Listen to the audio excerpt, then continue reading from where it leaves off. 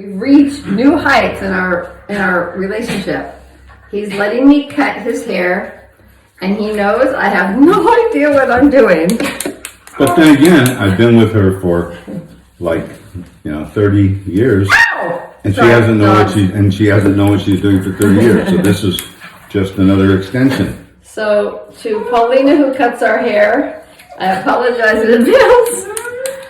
Yeah. To our children, I'm sorry if he looks really, really funny soon, but hey, you gotta do what you gotta do. I'm stepping up. Right, honey? We're not done I've yet. never used one of these before. Flipper, right?